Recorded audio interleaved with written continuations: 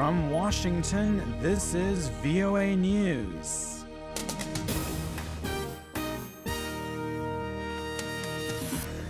I'm Michael Lipin reporting. The U.S. and Russian militaries begin cooperation on fighting the Islamic State militant group in Syria. The Pentagon says Defense Secretary Ashton Carter has directed his staff to communicate with Russia about U.S.-led coalition operations targeting Syria's IS militants.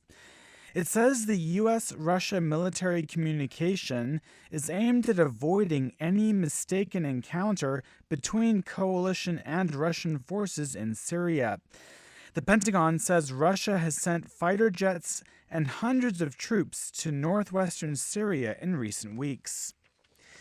U.S. President Barack Obama says an American-led global movement to destroy the Islamic State group has gained 3 new members.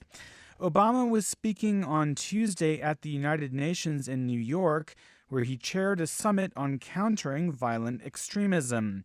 The U.S. president announced that Nigeria, Tunisia, and Malaysia have joined the more than 60-member U.S.-led coalition fighting the Islamic State in Iraq and Syria. He also told the summit that the campaign against ISIL will have setbacks as well as successes. I have repeatedly said that our approach will take time. This is not an easy task. We have ISIL taking root in areas that already are suffering from failed governance in some cases, civil war or sectarian strife, and as a consequence of the vacuum that exists in many of these areas, ISIL has been able to dig in. Obama said the Islamic State continues to hold the Iraqi cities of Fallujah, Mosul, and Ramadi, but has lost a third of its Iraqi territory. This is VOA. North Korea is threatening to cancel an inter-Korean family reunion planned for October 20th. Tuesday's threat by a North Korean state body is in response to criticisms from South Korea's president of Pyongyang's nuclear program and human rights record. The two Koreas had agreed last month to hold a reunion at a North Korean mountain resort for families separated by the Korean War 6 decades ago.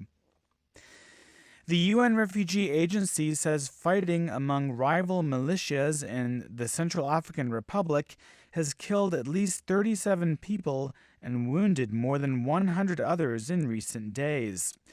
UN Secretary General Ban Ki-moon has condemned the violence that was triggered by the murder of a young Muslim man in the capital, Bangui. Lisa Schlein has more on the situation in the CAR.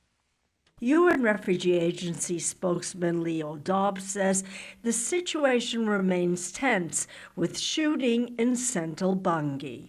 We fear that the violence that we're seeing in Bangui is a return to the dark days of late 2013 and 2014 when thousands were killed and tens of thousands had to flee their homes. We're particularly concerned about getting access to the thousands of people who have fled their homes since Saturday. UN agencies say people displaced by the violence are in urgent need of basic aid. Several international organizations, including the UNHCR and International Organization for Migration, have had their compounds looted. Lisa Schlein for VOA News, Geneva. The U.S. Congress has just over 1 day remaining to approve a short-term federal spending bill and send it to President Barack Obama's desk for his signature. The U.S. federal government's spending authority expires at midnight Wednesday, Washington time. Unless both houses of Congress act to approve the short-term spending extension to December 11th, a partial shutdown of the federal government will begin. Fugitive U.S. intelligence contractor Edward Snowden has made his debut on the social network website Twitter.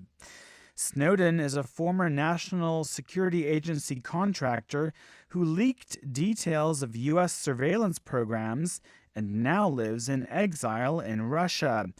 On Tuesday, he sent out his first tweet saying, "Can you hear me now?" Twitter quickly verified Snowden's account, which has amassed 698,000 followers in just 8 hours. But Snowden has only followed one account so far, that of his former employer, the National Security Agency. Snowden left the U.S. in May 2013. He's wanted by U.S. authorities on charges of espionage. I'm Michael Lipin in Washington. That's the latest world news from VOA.